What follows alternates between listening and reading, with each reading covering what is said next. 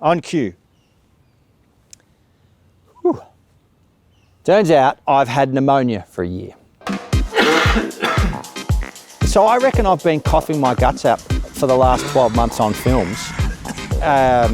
Pumpkin Project. I got a little bit of a cold. I'm no bloody hero today. Bottle Redemption film with Jimmer, the second one. Yeah, my health's a bit crap. Yeah. The tree review when I'm out looking at the trees after a couple of years. Then boot camp, I was definitely coughing at some stage through that.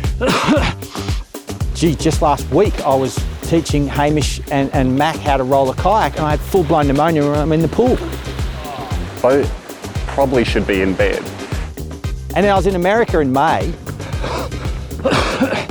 and I was a bloody cock case. I did a paragliding course. I built a hut on the side of the Mississippi. I gave a keynote to US Rural Health Association and I was crook. I was just genuinely crook the whole time. Just getting on with things. Because the thing is I was like 70% and 70% is okay in my book. You know, if I told that to Helen, I said, let's get married, sure, but you're going to be marrying kind of 7 out of 10 across 50 years. There'll be occasional 9s in there and there might be the odd 4, but it's pretty much 7. And so when I'm training so much, I think 7's pretty good. Not a bad deal. One thing that I do think that I have quite a clear perspective on is that you have asked a lot of your self, your body, in this last 12 months. Like you have trained more than you ever have trained at a level that you haven't trained at before, while getting very low, terrible sleep and getting the most amount of sicknesses thrown at you and us. And yet you've asked so much of your body. So it does kind of seem a little bit like I think you should take a bit of a step back and go, is now the time to try and be an elite athlete? I knew when I lined up, I towed the line on February 16 this year for Australia's hardest 100-kilometre mountain race. And I knew I wasn't quite right. I was probably, in fairness, probably 80% or 75%, but I was still coughing. I'm actually really proud of myself that I got through that race feeling a bit shit. Yeah, I suppose there's some form of resilience in that. My mum wouldn't say so. My mum thinks I'm an idiot. I'm not the kind of bloke that likes baths. I think baths take way too long. And yet, a bath, when you are in the bath, it's freaking brilliant. So I had a bath last year when I was just feeling like crap. It was halfway through my antibiotics and I couldn't work anymore. I couldn't, computer work was no good. I couldn't do emails. I couldn't just do dumb stuff. So I just went and ran a bath at my next door neighbour's house because we don't have a bath here. And I think I was in there for about an hour. It's safe to say the wheels have come off a little. Infected lungs will do that to you. No more running, Beau. Take these big horse tablets. Take lots of them. I actually don't mind the idea that I don't have a choice right now. I can't run. Even if my bloody reasonably okay willpower wants to go for a run, I just don't think I could. Well, I know I couldn't.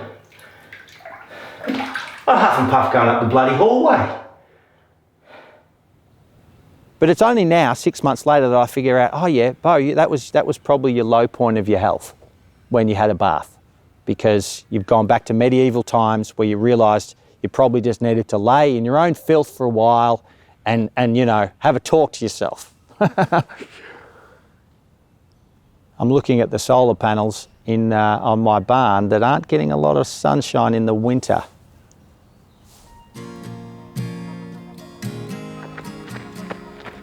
Oh, and here's the kicker, right? So I've gone from 50 or 60 kilometres running a week to 100 kilometres a week with way more vertical terrain, lots of mountain running. Now, in my mind, I'm thinking, okay, I'm just going to be sore and tired and grumpy all the time because I'm doing all this training. And I think that's true. I'm kind of in new territory anyway, so I don't know whether I'm pushing too hard and feeling that way or whether that's how you're supposed to feel. And so I just thought, oh yeah, maybe I'm just a bit run down because I'm running a lot. I've been sick for like 6 weeks. Just can't shake it. The lungs are full of stuff. They're just full of stuff. I average about 100 Ks a week, and I think this week I've probably clocked up maybe 3 kilometres in life, just going from around the house and to the car and back again to the post box, puffing like I'm a 50-a-day smoker.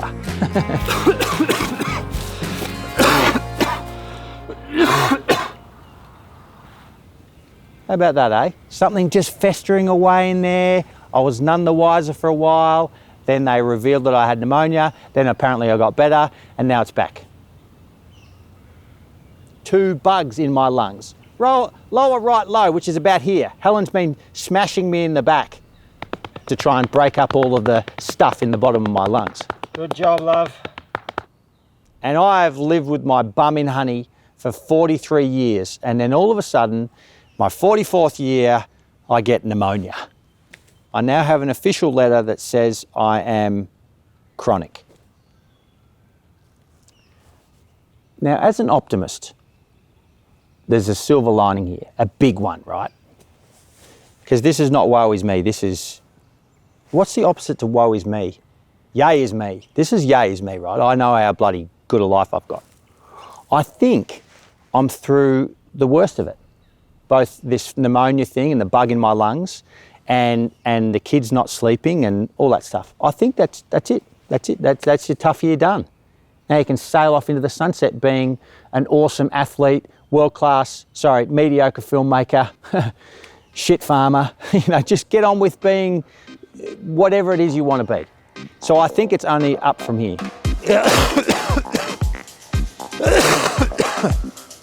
All right, time to go for a run. A very slow run. I'm not going to tell Mum about it, I'm not telling Helen about it, I'm going for a frickin' run.